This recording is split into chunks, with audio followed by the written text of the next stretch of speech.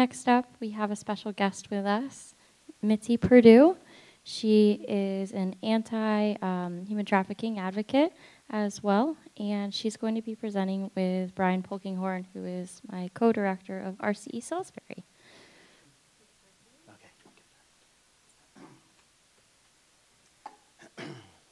Good morning, folks. How are you? It's hard to follow up on you. This is like, oh my gosh, you're killing me. Science and poetry all at once, like, oh my gosh. Oh, I want to preface this talk so you get an idea of why we're in Ukraine. But the Bosserman Center is in its 31st year, and we work regionally, like in RCE, on the SGDs. But we also work globally and oftentimes get called by governments, ministries, organizations in other parts of the world to help out with some issues. And it could be helping with the peace process in Nepal, or on cross-water border cooperation between Palestinian, Jordanian, and Israelis, or some international dispute that requires maybe some arbitration. They just don't want to go there yet. And Mitzi Perdue is a senior fellow with the Bosserman Center, and she's a journalist, a writer, you're a TV personality, a philanthropist. She's had decades of all sorts of different causes. All sorts of different causes, and with the environment, I don't know how many years and how many hundreds of articles, maybe thousands of articles she has written on the environment, or here with rural health. She had an organization called Healthy U of Delmarva. And recently, in the last several years, Mitzi's taken it on for her cause, which I think she's going to run the last few chapters of her life on, is human trafficking. And it's a nasty, inhumane, vile, dehumanizing business that she's doing a good job tackling. And in so doing, you meet all sorts of unusually good-natured people who, in their own way, have decided to do the same thing. And there's so many different types of talents and technology and knowledge that goes into combating these people, and they're trying to stay one step ahead. But Mitzi's a smart cookie and has had a pretty good success in networking with folks that hunt them down. We actually hunt the bad guys. And we have a former SU alum about 20 years ago. His name is Gary McGill. He lives just outside London. And Gary and Mitzi and I were doing some work, and for a variety of different reasons got hooked up with Ukraine. And mine is on this prevention side, and Mitzi's is on the trafficking side. And so we got talking, and I'm trying to be careful about who we talk about, but we got invited to come to the country to do basically a fact-finding mission on very specific issues that in recent weeks the United States government has begun to address to the tune of like $475 million. And when we got back from our mission, we talked to congressional and Senate committee investigators about what we actually saw on the ground, and Mitzi, being the journalist, documented the hell out of this. It's unimaginable what the Russians have done, but her ability to document it is rock solid evidence. I may have said too much in that regard. So what we're going to do is, so one of the things the mission, the center is to help in the resolution of conflict by helping meet needs, and very specific needs were expressed. And these big shots got on and literally said, I invite you to come here face to face to see it. And Mitzi said, we're going. And so here we are. And so we have a little bit of a presentation. There's some things you might ask that we can't answer, but for the most part, you'll see Ukraine from a completely different light. So here's Mitzi. Mitzi, here's all my friends from all around RCE. Hi, everybody. Perfect. Okay, in our time together, we're going to have a different view of Ukraine. And as you've just heard, we were invited for a kind of special reason, and that is There is the man who's a head of the Kiev Regional Police. There's 6,000 people under him, so this guy's a big deal. And I had something extraordinarily unexpected and fortunate happen. You know, I agree with everything that Brian said about how we got invited, but there was another twist to it, which is, I'm a writer, and I had written a story for Psychology Today on human trafficking in Ukraine. And you know, Psychology Today published it. It's on their online, on their website. It's not in the magazine. But this may surprise you, but Psychology Today has 10 million unique visitors a month. So, you know, quite a few people saw it. I learned that my article on human trafficking in Ukraine reached the hands of the general. And the general had written his master's thesis on human trafficking. So I had a pretty secure seat on that trip because, you know, he was personally interested in what I was doing, and, you know, he told me, I want you to come and see for yourself what you've been writing about. And by gosh, as Brian said, I think it took 1/8 of a second to say, yeah. I wanted to share with you, especially since there's a UN background to this, and the purpose of the UN, as far as I can see, is to make peace possible. And this is what happens when you don't have peace. We're going to see it.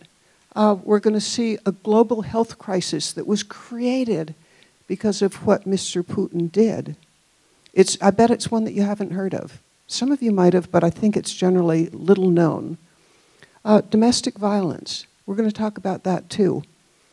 But I'll give you a little foretaste. The rates of domestic violence are just exploding there. And I'll tell you why in a moment.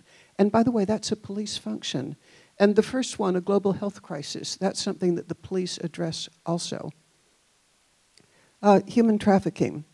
That is my biggest cause, but it's after the trip to Ukraine, it's not the only one. We are going to get into all of those, and then as a bonus, ladies and gentlemen, why breadcrumbs, fingernail polish, and roses convinced me that Ukraine will prevail. And by the way, that portion of my talk is going to be dedicated to somebody in this room whom I'm pretty sure isn't expecting it, although I'm going to ask her to wave her hand when she realizes it's her. Sarah, where's Sarah? Sarah's got to be here. Oh, Sarah's not here. No, what she had to say about birds, because the breadcrumbs and birds are going to relate to each other. So onward. The focus of what we were there for, we were invited by a general who's head of the Kiev region police. And by the way, the Kiev Oblast, it's like a state or a province. It's very large and it includes Chernobyl.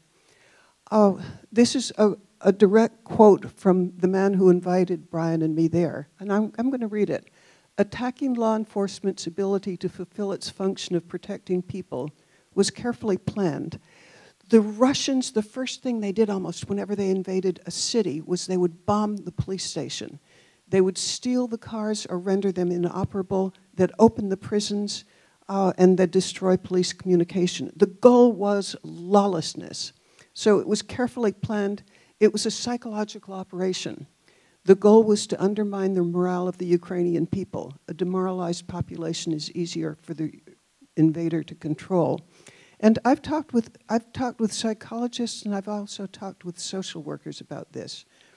The trauma of having your country invaded is, I can think of one thing to compare it to, but it's a very inadequate comparison. But how many people were in the United States at the time of 9/11? Hands, please. Okay, you know the trauma, but, ladies and gentlemen, that was one day. Can you imagine that kind of trauma continuing for 7 months? It's horrendous. But if you're a bad guy and you want to have the impact be even stronger, destroy the police, because you don't feel safe because of what's happening from invaders, that you also feel unsafe because a lawless society is kind of terrifying, especially when the prisons were opened and the looters, the arsonists, the murderers, the rapists. There was nobody you could call when things were going wrong. So it's the reason that bad guys, when they're invading a country, because it's very typical, the playbook of this wasn't invented by Russia. The idea is to demoralize people and just feel that they can't resist, because just so many bad things are happening to you. So I want to show you briefly the trip that Brian and I took. Is this working? It is? I'm not seeing it. I'm trying to point to, aha, we've got it. Okay, we arrived from Poland, a town called Madika, and we're going to get to Madika later because that's the scene of a lot of trafficking. We traveled from Lviv to Kiev. That's a 7-hour trip. And then one of the first things that we did was we visited Chernobyl. And notice that Chernobyl is on the border with Belarus, which is where the Russians invaded from. We'll talk briefly about Belarus and the invasion, but I need a time signal for how we're doing and what time I should shut up. Okay, I won't take 37. I won't take 37 minutes. But this was a somewhat mildly dangerous thing to do. The chief of police assigned Brian and me and the people we were traveling with 4, you only see 3 here, but 4 bodyguards with AK-47s every time we were outside the hotel. And I'm going to show you first Chernobyl, so to put in context what I'm about to say in a moment. This is Chernobyl right after the explosion, 1986. I think 86. Notice it burned into the ground. Okay, then this is it today, and that's me. And in the what I'm outlining here, it sort of looks sort of like a crescent. That's called the sarcophagus, and I'll show you another version of it closer up. That encases the radioactivity that still remains from the explosion. And by the way, while we were there, we were told that it has a shelf life that is expiring rather quickly, and they're going to have to replace it at unthinkable cost. Okay, ladies and gentlemen, this is Chernobyl. Let's move now to why was the Chernobyl nuclear power plant built? Well, for energy, but it had a very, very, very, very specific reason to be built. What you're looking at, its nickname is the Big Ear. I'm going to invite Brian to explain exactly what it did, but I want to jump ahead and say why the Chernobyl power plant was built.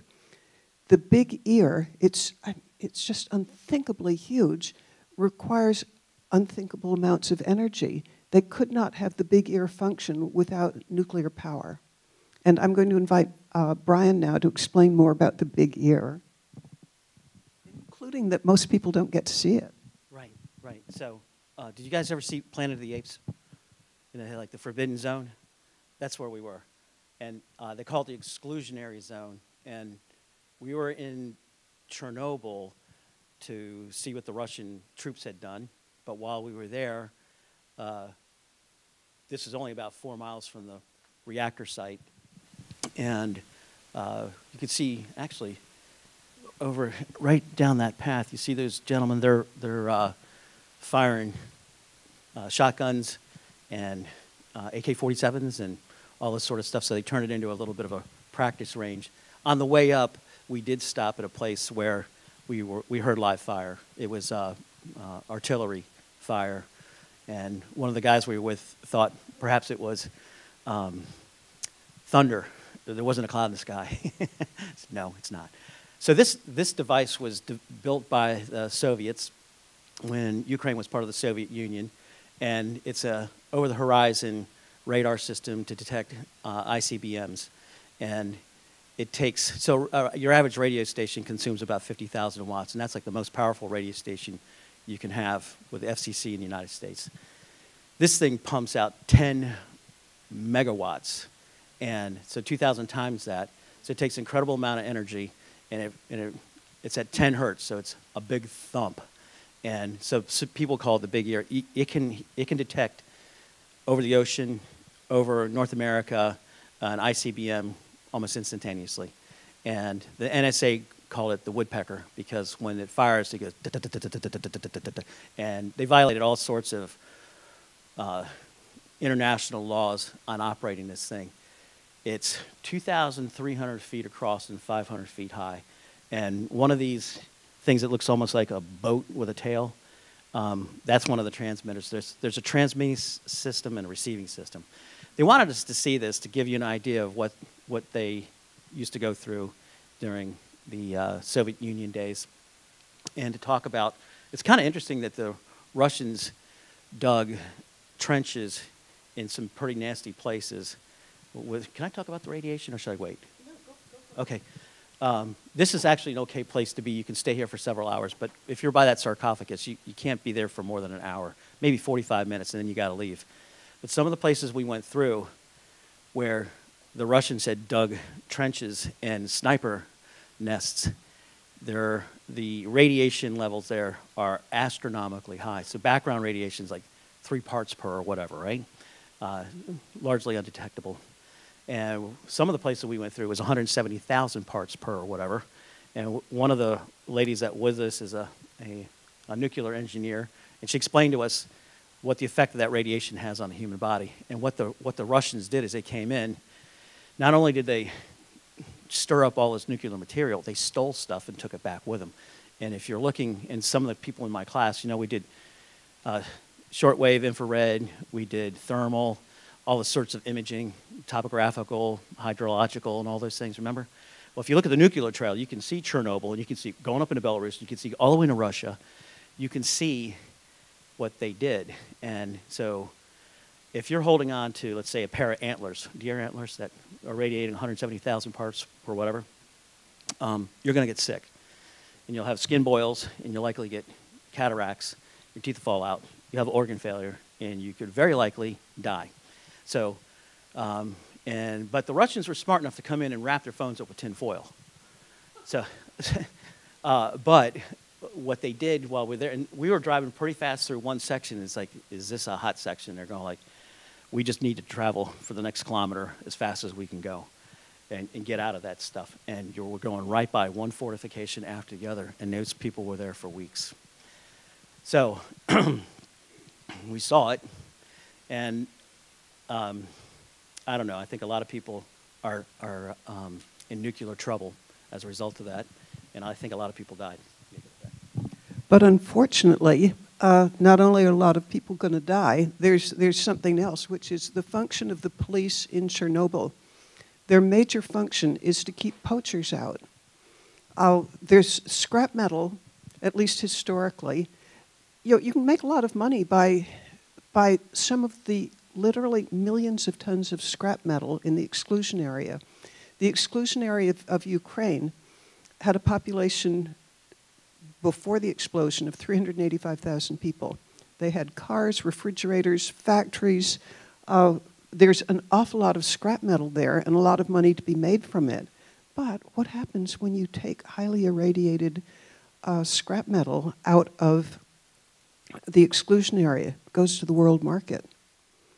And small amounts of, they're taking out tons, by the way, but even small amounts will irradiate a batch of metal. And so somebody like who has a doorknob, by the way, this doesn't happen in the United States because we now check scrap metal that's coming from other countries for radiation, but I don't think that's true for most of the world.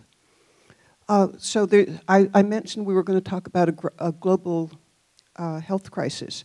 The global health crisis is that when the Russians invaded, they not only bombed the place, this is what it looks like inside, they also destroyed the fleet of cars. There were 30 cars. Right now, there are 23 that were either stolen or rendered completely inoperable, and 7 that can sort of function.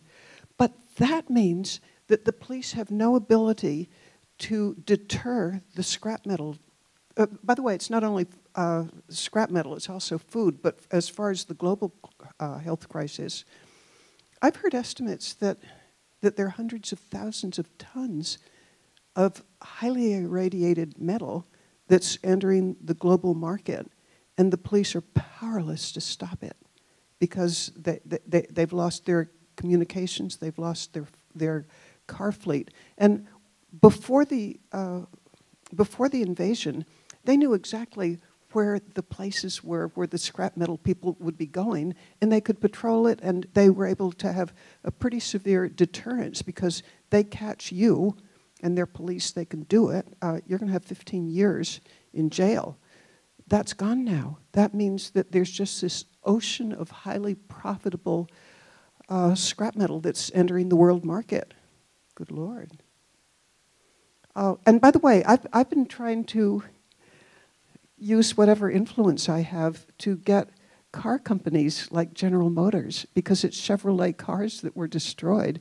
I've been working on trying to use contacts to get the car companies to donate 23 cars with the idea that it could be just spectacular good PR for them. You know, it's something totally not controversial, and that they'd come out as heroes. And my ways of doing that is I'm attacking it like through Congress people, through the head of Forbes magazine, and I've just submitted an article to the Detroit Free Press recommending that somebody solve this world problem by replacing the cars. I want to invite Brian to talk about what kind of explosion can cause that much damage. So some of the people we went with are anonymous. They're intelligence officers from various countries, and they would come in and look at these buildings. In fact, one of them is in a silhouette in the back there. So you can look in a door jamb, and you can see bolts. And so actually, some of the students in my class, one of the guys came in online, Tom. He was with us. He's the trafficking guy. But they're able to look at these things and say, okay, this is an incendiary device. They could look outside and see evidence of it was like phosphorus, white phosphorus, those sorts of things. Going back in the day, it's like napalm, and it just burns and burns and burns. But in this particular instance, this is a police training center up towards Chernobyl, and this was hit. It was hit inside and it was hit outside. And the outside, the evidence isn't clear if it was phosphorus or not, because you would have a certain strike pattern with these little darts, and none of them were there. But in some of the other buildings, we saw it. But in order to get concrete to melt, you get up to several thousand degrees Fahrenheit. And so whatever it is they used was designed for a conflagration. It was designed to burn. And most of these buildings are Soviet-era construction, so they're pretty thick walls. They're over-engineered. Everything's load-bearing. So the bones are there, but everything else got torched. And you can see by some of the evidence where the concrete had just turned to powder. So it's some high value incendiary device, of which we're pretty sure it's not phosphorus. We did find that in other places, though. Thank you. All right, so this is kind of an illustration of, I mentioned that when the Russian invaders came in, they destroyed police stations. This is an example. To continue. This is an example of one of the junkyards. And you know, it contains what 385,000 people had of metal, and the poachers, they just have free rein to bring in trucks and pull stuff out and sell it now. This is a Ferris wheel that was supposed to open 5 days after. It was scheduled to open 5 days after the Chernobyl explosion, or in other words, the Chernobyl explosion happened, and it prevented this from opening. We're in the town of Pripyat, and I'm here. You can see in the corner here, I'm with, her name is Oksana, and she's the nuclear engineer who knows about these things. And she was explaining to me something that I didn't fully understand, but I'll repeat what she told me. She told me that there's certain parts or kinds of metal that like attract radiation and keep it like grab it closer. And she said that that those buckets, that they are so radioactive that that do you in quite quickly. I thought this was interesting because this is Chernobyl like 36 years later.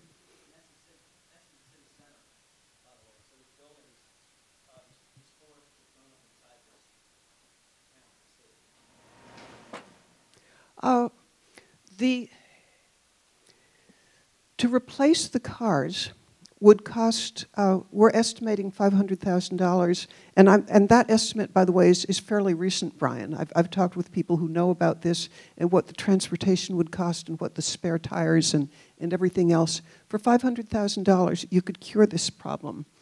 I have a question for you all, and I want you to answer by show of hands. What does a Tomahawk cruise missile cost? $250,000? 500,000? By the way, literally thousands of Tomahawk cruise missiles have been fired during this war. $1 million? $2 million. It's $2 million. So for roughly an eighth, a quarter? No, an eighth. Oh, I'm sorry. You're right. I was looking at the top. Yes, a quarter. For the quarter of a cost of one cruise missile, you could solve the global health problem. Let's move on right now to I'm trying to say, domestic violence. Domestic violence. When Brian and I were driving, we were in a van on that trip from Lviv to Kiev, the 7-hour trip. I kept noticing what I took to be an extraordinary number of car wrecks. It seems to me if you drive for 7 hours in this country, I'm not sure you'd see one. Now, this is eyeballing it, so I don't want to testify in court, but this is how it looked to me. I think we could have seen 25 or 30 wrecks, maybe even more.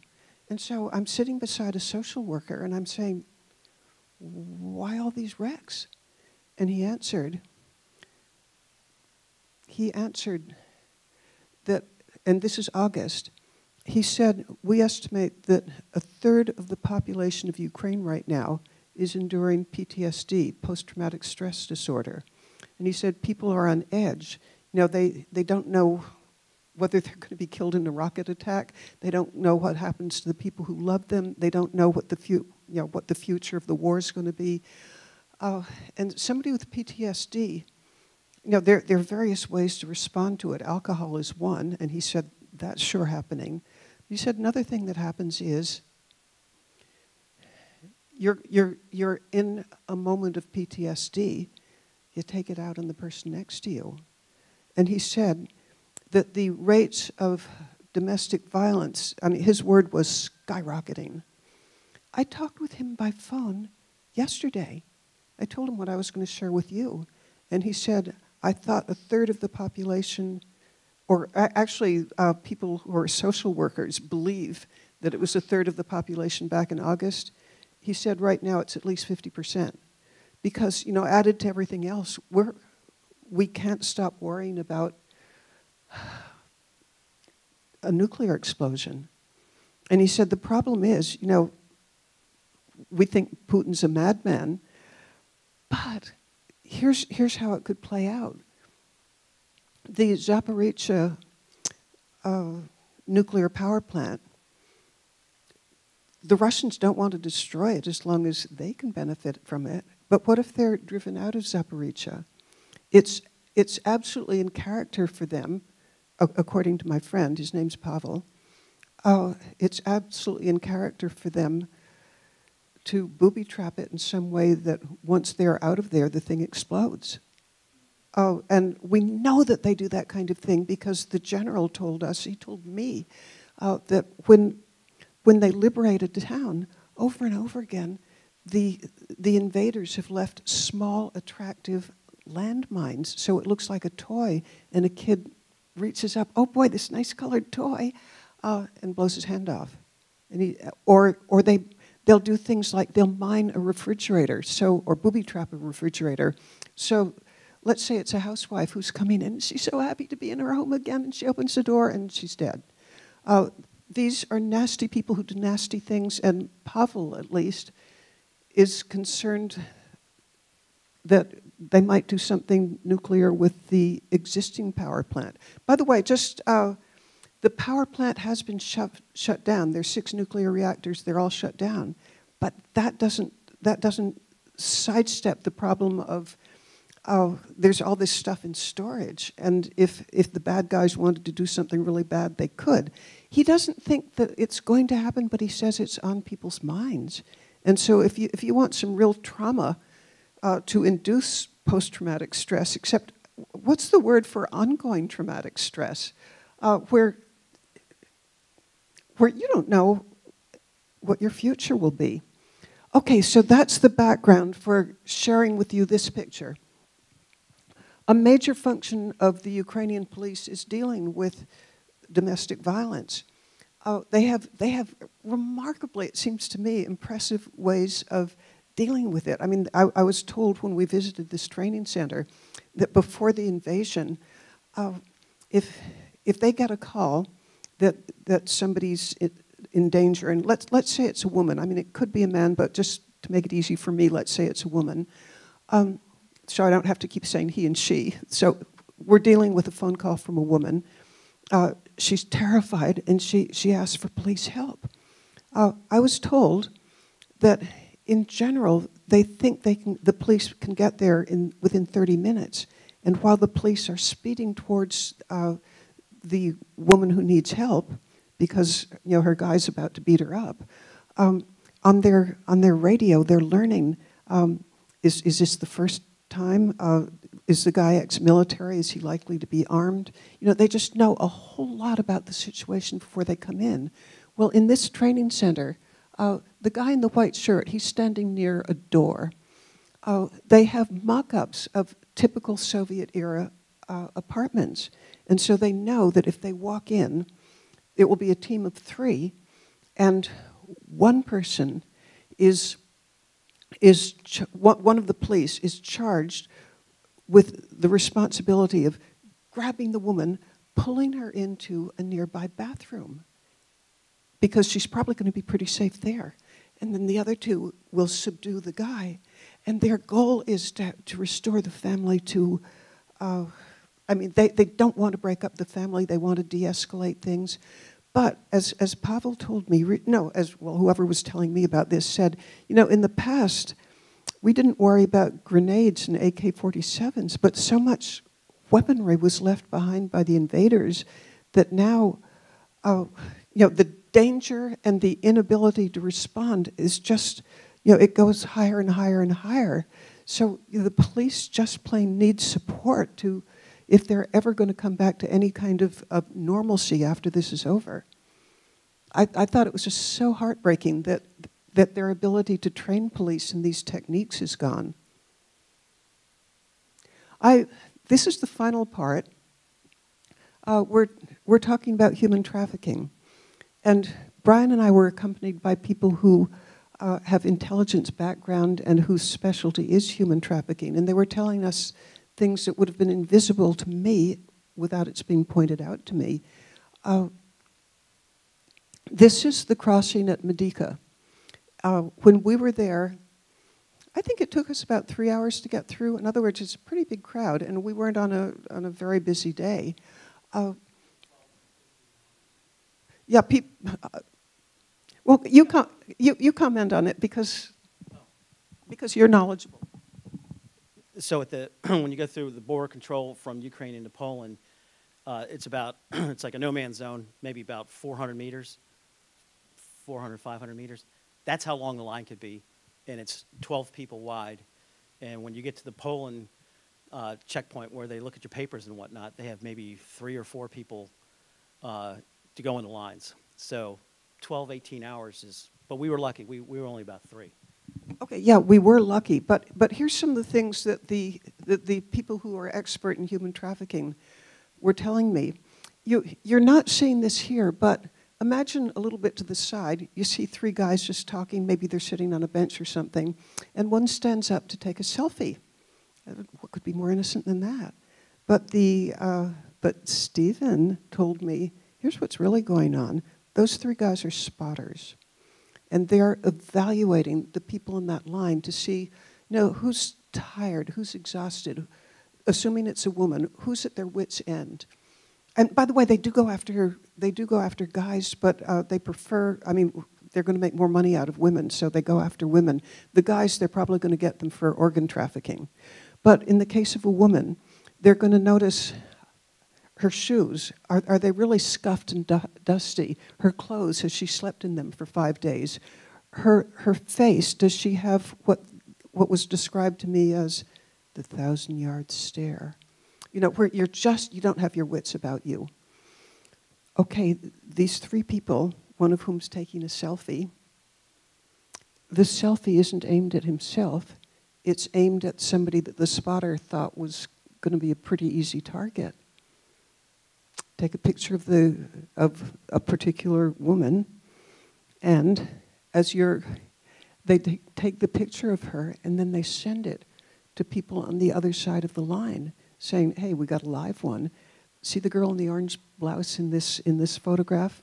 Yeah, she's a good one." They're very, very sophisticated and skilled in what's going to happen to that woman. Okay, she's tired, she's exhausted, she's scared, she's just in a state.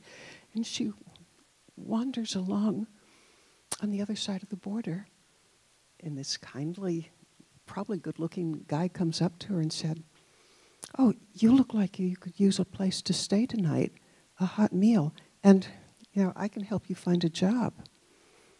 But the van leaves in 10 minutes, so you got to hustle. And she doesn't have time to think, and she's never heard from again. And that girl might never be heard from again, but some women have escaped from, like Turkey, it turns out, is a fairly common destination. So are Italy. Well, how about all over? But all over. Belgium? Well, the police would like to intervene in this. What the general told me is, if we could raise 80,000, I think we're halfway there right now, if we could raise 80,000, we could have shelters, maybe an 80-bed shelter, where you could pull out the same girls. The police can recognize the women who are in distress absolutely as much as the spotters can. Just pull them aside and say, before you go, come spend the night in the shelter on this side. You'll get maybe some medical attention, maybe some counseling, and we're going to tell you what to look out for on the other side. To have a 24-hour time out, and don't make a foolish decision of getting into a van of somebody who's going to traffic you. And they're really quite far along in rehabbing a building where they could prevent girls from getting into that van. And by the way, Brian and I even saw an example of this. It's something that will haunt me the rest of my life. But as we were going from the parking lot, which, by the way, is an unpaved field, we're in Poland and we're heading towards Ukraine. As we're walking along a path leading to the actual border where they'd take our papers, we could see maybe a quarter of a mile away a silver Mercedes Sprinter, and there were 2 girls who were being ushered into that Sprinter. I'm passionately wanting to do something to help them, but they're far enough that even if I could run, the Sprinter's pulled off first. But we were warned, don't even look at that direction, because this is such an organized business that if you try to interfere, you're going to end up in that van. You cannot do anything to help them. You might make it worse if you tried. So borders are a hot spot for traffickers. By the way, this exists globally. Whenever there are people who are vulnerable, the traffickers flock to them. And boy, are they in Ukraine. Well, I wanted to end on something a little bit more upbeat. And did Sarah come back? Yay, Sarah, this is dedicated to you. Because I'm going to explain why breadcrumbs, nail polish, and roses make me convinced that the Ukrainians are going to prevail. And it really does have to do with nail polish, because my first day in Ukraine, I was expecting to see sort of sackcloth and ashes, and just there's a war going on. But instead, to my astonishment, the woman who was showing us around that first day, Irina, she had nice bright red nail polish. And I'm thinking, if you're together enough to have a manicure, your spirits are probably pretty good. Unless maybe she had just dressed up because she knew I was coming, but I don't think that's the reason. Well, I mean, I really don't think that's the reason. But the next day, she had had a fresh manicure, and this time it was the colors of the flag. And that made me start noticing everywhere I went, women and nail polish, and eyeballing it. I'm prepared to be wrong, but this is what I saw. Whether we were in restaurants or stores or offices or police station, or just walking along the street, eyeballing it, it looked to me as if 90% of the women had fresh nail polish. And I found this astonishing. How can that be? I mean, because when I'm depressed, I'm not doing my nails. It was a phenomenon. And it wasn't just that in East Europe they do their nails, because when we were in Poland, when we left at the end of our trip, we crossed over to Poland and we spent a day there. I didn't see any nail polish at all. And so I'm thinking, what is this? The next stop for me was London, visiting our friend Gary McGill. And he arranged for me to have lunch with a guy he's a professor at Kent University, and his specialty is kind of understanding what people go through, like, for example, in World War II in the concentration camps. And I told him this strange story. I mean, to me, what gives? That women were doing their nails. And he said he had a guess of what's going on. And now we're on to Sarah. and birds and breadcrumbs. He said there were cases that we know that are extremely well documented of people who were in concentration camps who were starving to death, but they'd still save, let's say it's one man, just so I can make the story easier. So there's a guy starving to death. He would save a couple of breadcrumbs because it attracted a wild bird that would come visit him every day. And when the war was over and he was rescued, he'd tell people what kept me alive was the beauty of that bird. Just something of freedom and civilization isn't the right word, but of something that transcended this awfulness of what he was going through. And Professor Ferruti said that his guess is that the women were well, we're all adults, I can use his word, that it was a giant fuck you to Putin. That these were women who refused to be totally demoralized, that they're still holding on to beauty. And I don't know if they do it consciously or if it's just sort of how people are reacting. But if you're doing your nails, it is kind of, you haven't demoralized me, you haven't made me give up. And that led me to remembering something else, one of the most moving things that ever happened to me in my life, and I'm going to try not to cry as I tell this story. But do you remember the police training station where some kind of heat bomb had turned it into a furnace? If you walked like 100 yards from that scene, you would come to, oh, I'm going to make it difficult for the cameraman. If you were to walk like, I don't know, 100 yards, 150 yards, you would see something I never expected to see in a war zone, a rose garden. I'm going to guess maybe 25 rose bushes, And they had obvious, the place was weeded, the flowers were tended, they were the most beautiful roses I'd ever seen in my life. And looking back on it, it's the same thing. It's holding on to beauty, meaning, just something of why are we living? And if at this police station, these police officers, in the midst of utter desolation, had maintained a rose garden, and the chief of police there, or the chief of this training session, he had a little knife with him, and he cut off a rose and handed it to me. And I thought, he's giving me one of the most precious things that I've ever had in my entire life. And I made a little vow to myself that I would do everything that I could possibly do to help the Ukrainians and to recognize and honor the courage and strength that they have not to give up. Because, well, I'm going to ask Brian a question I haven't asked him. But do you share my feeling that there's a resilience and a strength and a courage and I will not give up? In Zelensky, just going to the top, he didn't want to ride out the country. He wanted weapons to fight the Russians. And then you just see it, you see it everywhere. It's like this resilience, just like we are not going to give up. How are we on time? Okay. This is the guy giving me the flowers. And this is my opinion of Mr. Putin and what he's doing. And the first slide that I had, it was Slava Ukraini. Would you repeat it with me? Everybody needs to know this. It means glory to Ukraine. Would you say it?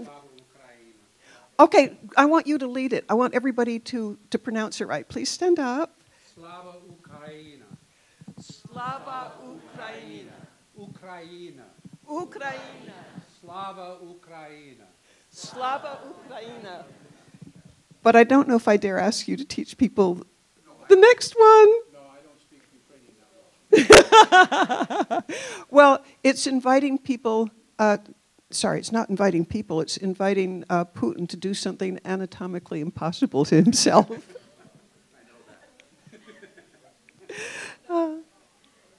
And if anybody's inspired to help with that housing project, type UP, UP, it stands for Ukrainian Police, to 55312, and I want donations of even $5. It doesn't have to be much. Heck, I'd take $1, because I'm going to make a list to show the Ukrainian police how many Americans are supporting them. And right now, I think we're somewhere around $40,000. Needs to get to 80. And then, oh boy, now my favorite part. That's me. And now it's time for the real story.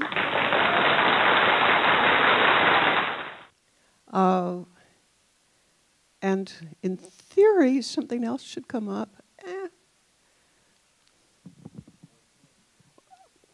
Let me see if it will come up on this. Brian, you're going to love it. Well, you're not. Nope. Well, I'll tell you what you were going to see.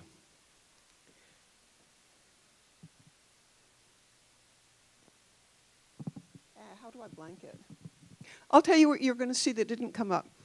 I have this program that can make a cartoon. Add a cartoon of Brian. Yeah, okay. Yeah, you probably would be, but anyway, take it away. Okay. I just want to say one thing real quick, and I want to introduce Ambassador Becker, who's had decades of experience in Foreign Service, State Department, OSCE, and Ukraine. When it comes to the human trafficking things, some of the people we work with you probably know, and some of the students already know it, like Ashton Kutcher and his wife, Mia Kunis. She's Ukrainian, and he's the executive director of Thorn, which is a organization that digitally protects children, and they use some software that you can't really talk about. One's called Solus, the other one's called Spotlight, and it's machine learning. It's neural networks. Very quickly you learn something about the target, and what could take years can now take a matter of hours. It really helps law enforcement. And then some of the other groups of people we're working with have this thing, it's called Project Apollo, and it's on your phone, and it's actually saved lives.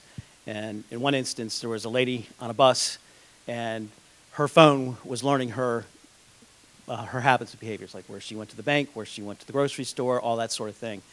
And she plugged in where she was supposed to be going, and the bus went in the wrong direction. It went towards danger, and the phone said something's wrong. Got in contact with somebody, said, you know, you're heading east, you should be heading northwest. And they intercepted the bus, and the entire bus was being kidnapped.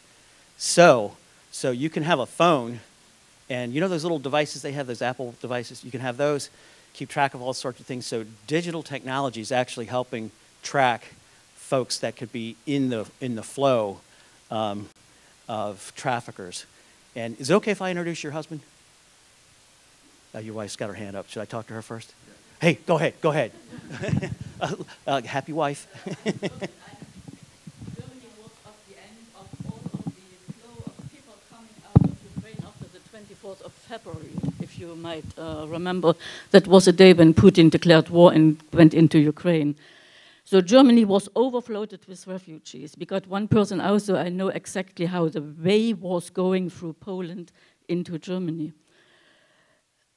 Every German, or a lot of Germans, were very much into that to help these women who are coming over, because men were not allowed to get out of the country. So here we have women with 2, 3 more children arriving in Berlin airport, not airport, Berlin train station. A lot of Germans came and just held their hands and said, if you come with me, we have something where you can sleep and take care of the children for the next whatever time. Now that took about 2 weeks, and then the German government said, stop, because they had several cases where women with children were taken away from from the train station, trafficking right through Germany to Switzerland, all over the places. This is an ongoing problem. It's not new. I mean, Todd was working in Ukraine for several years. It is an ongoing problem. I saw people being trafficked through Kosovo. And it's all going into the Western countries, like Mitzi said. And there, they're taking the passports away, and then they don't have any means to do anything. There are some court cases, but this is a fraction of what is going on. And it's just unbelievable. One other thing I really want to briefly mention is this business of landmines. I was working with UN in 2005 on demining projects in Croatia. The worst thing what I saw were the mines which were rubber, with a rubber band around, swimming mines. Now a lot of kids are swimming in those rivers over there, and you don't see them. And what is going on, I mean, the last thing what apparently is going on right now, you have the dogs are the last animals going into minefields in order to have a 98 or 89% safety on those places. We have now robots to get in, but it's never safe. The end is any animals and whatever they have, sheep, goats, cows, that is what the people let run into the fields, and if it explodes, it explodes.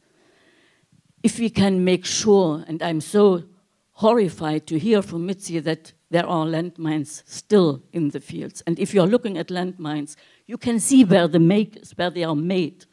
It's written on those mines. This is horrible. And if we are talking in 2022 about landmines still, and it takes years to get them out. Croatia had the war in 1995. They are still cleaning the minefields. This is unbelievable. And what we have in Ukraine now, it takes another 20 years in order to clean this up. You cannot go into these areas because it's just not possible. And the other thing about Chernobyl, I don't want to talk about, but it's blooming there beautifully, because what the radioactivity does to the animals and to the environment, it looks gorgeous because it just grows under the circumstances, but you cannot go in.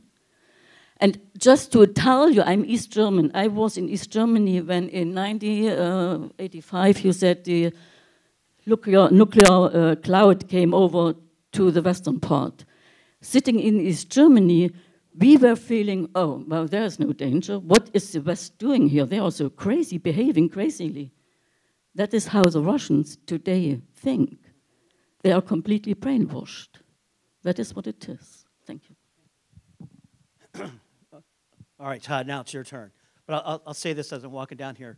One of the other things we're worried about is there's 200,000 missing children in eastern Ukraine, and their digital signal, their heat signal is gone. We could see where they were going, and now they're just gone. So when it comes to women and children in trafficking, it's like, okay, we have 7,600 people missing from this spot. It went dark, but we have 200,000 children we can't find. So Ambassador Becker teaches in the Department of Conflict Analysis and Dispute Resolution, the honors program, and political science, and manages to sleep once in a while. And he's an expert on Ukraine, elections, the whole dynamic, and he wants to say a few words about this in the context of geopolitics. It's all yours. Thank you. Okay, I'll try. I'm going to put it back. I don't walk around nearly as well as Mitzi does.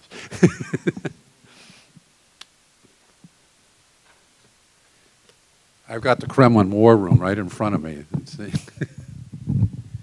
Thank you, Brian, and thank you very much, Mitzi Perdue, because you have told something to a larger group of people, which I'm afraid I started experiencing already back in 2008 when I went to Ukraine and worked with the OSCE for 2 years.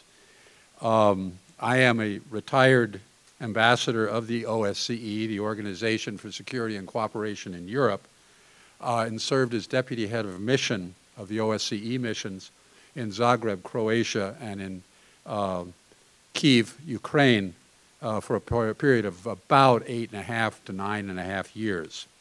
I'm coming here today to talk to you a little bit as an outsider who maybe has what, in the jargon of the RCE, a non-formal relationship with RCEs, because I do work here. I work with the Bosserman Center, but I don't directly work with the RCE, but I'm part of your network, as it were.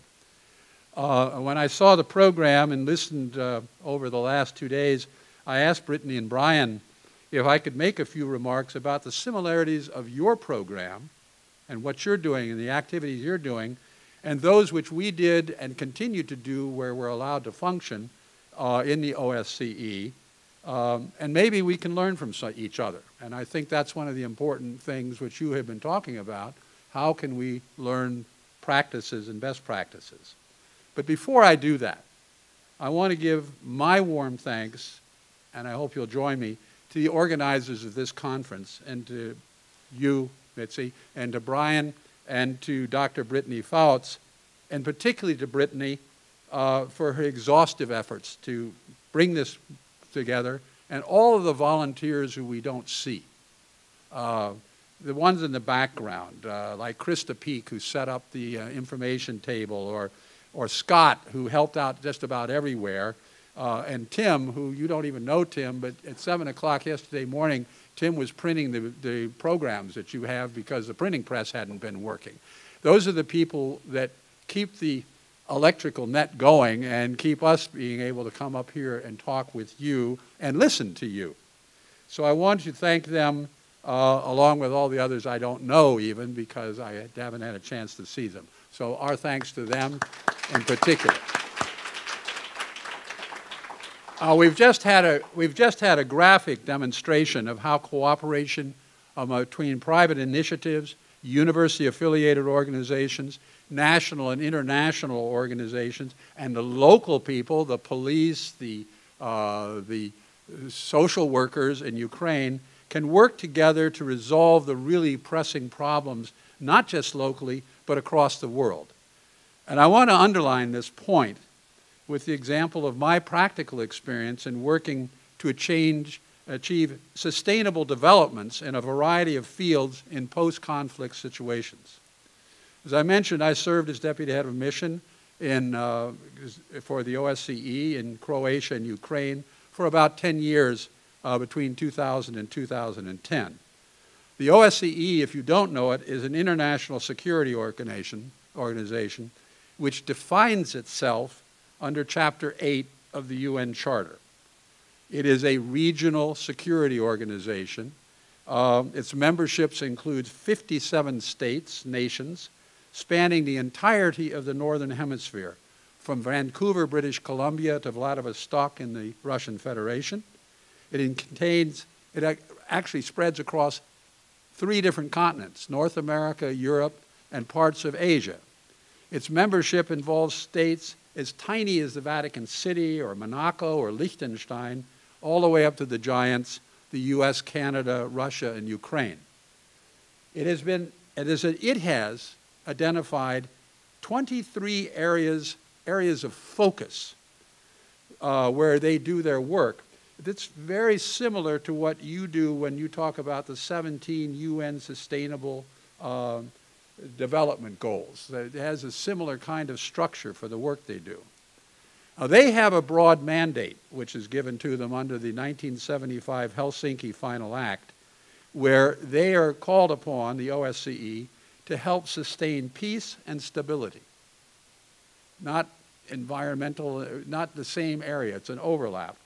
It includes human rights, rule of law, political realms, but also, and I worked on this in both Croatia and in Ukraine, trafficking of people, and environmental issues. It seeks to do this by anticipating conflict, and where possible, head off that conflict through dialogue, negotiation, and non-forceful diplomacy. But it has another function, and that is to work with those states which are either rebuilding in a post-conflict situation or seeking to reform their established systems and establish sustainable democratic states based on rule of law, human rights, and those other features which we sometimes call a liberal democratic order. Exactly the type of state and system envisioned by the UN Charter and the UN Declaration of Human Rights. It's the same idea of sustained development which the RCEs foster around the world, but in somewhat different areas. But these areas overlap with the areas you work on.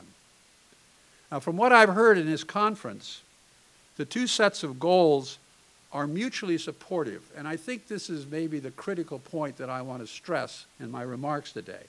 They're critically supportive, they're mutually supportive, even mutually dependent on one another. Because without sustained political development, the other sustainable development goals, the ones you're working on, cannot be attained. But on the other hand, without the sustainable development goals, the political goals can't be maintained. So the 2 really dovetail closely together. Now, in the OSCE, we work closely with private international NGOs, with representatives of various embassies, the European Union, and the United Nations, both the main office in Zagreb and Kiev, as well as the specialized bodies like the UNHCR, the IOM, the UNDP. What we found when we were in the field, is that each agency, each nation, each NGO sought to fulfill its own mandate for sustainable development in the political, economic, social, cultural, environmental, human rights area. And what we found then was that there was often an overlapping in our goals and our use of resources of all these groups. And that could, and unfortunately did, lead to waste and lost opportunities. But we also found, quite happily, that through coordination and cooperation in our efforts, we were able to mutually support each other to reach our respective goals. In both countries where I worked, Croatia and Ukraine, the OSCE set up coordinating bodies to support each other's work, each other's programs, and to get out of each other's way as appropriate. There was more than enough work for us to do. You've seen that from what was just presented about Ukraine today. There's more than enough work than all of us can do. But there's also enough laurels to go around to crown everybody who's involved. We don't have to be in competition for that. In fact, what we found in both Croatia and in Ukraine is that working together we achieved more than we could have by competing with each other and trying to grab the gold ring ourselves.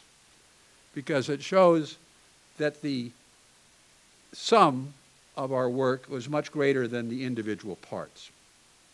Now, in my work, we had examples which included such things as the OSCE taking representatives of the embassies, international bodies, NGOs out into the field to get briefings such as we just had right now on the state of affairs so people could actually see what the real problems were and discover what the real needs are so that they could respond in a targeted and effective means. That involved housing reconstruction, return of refugees, mine clearance, teaching people how to build new NGOs. They didn't know what they were. In other cases, we supported the UNHCR, for example, by finding student volunteers to staff and open a human rights institute in Zagreb to document and challenge human rights abuses, with special emphasis on minorities and women's rights. In both Croatia and Ukraine, the OSCE funded and coordinated campaigns to combat trafficking in women, particularly. In Ukraine, this is of interest, we ran seminars to teach women how to seek and obtain political office on the local, regional, and national levels. The experience which we had in supporting sustained development in conflict and post-conflict situation in Europe applies here as well in the Americas, at the local and regional level. The work which all of these development support bodies did, be they NGOs, the UN bodies, was to find ways to create sustainable recovery and development on the local and national levels in the Ukraine, Croatia, throughout the Balkans. And we did what the RCEs do. We taught and propagated ideas through the implementation of projects. It was a project-based development. And I find that that is really one of the most effective ways to reach people and begin to change people's minds. Because this is precisely the kind of knowledge of how sustainable development can be achieved at the local level, certainly, but all the way up to the national and international level. And I would like to say that the kind of people and the kind of support we needed in the Ukraine was exactly the kind of things which are being developed through the programs at RCE in Salisbury at the Bosserman Center. The education and conflict analysis and dispute resolution, nonviolent conflict resolution, mediation training, all of that is not just applicable here on the Eastern Shore, it can be used in a post-conflict Ukraine sometime, hopefully, in the not-too-distant future. With all these thoughts in mind, I would like to say as an outsider looking in on your work that I want you to really encourage you to continue the way you're doing it, because we have had the experience in the OSCE that this works. It takes time. Changing the way people and societies think is not something you can do with a speech or that you can do with a proclamation. It takes getting out into the community, getting out and working with them where they are about the things that they need. That's what is necessary, and it has to be done cooperatively, not competitively. So keep that in mind, that the values and even necessity of coordination and cooperation with other groups is essential. Keep in mind that the skills and techniques you develop, particularly among the students you're working with, are valuable not just locally, but can contribute beyond that level with organizations, if you're out of the United States or Canada, like the OSCE, and worldwide with UN agencies. Thank you for what you are doing. Thank you for what you will do in the future, and good luck in all of your endeavors.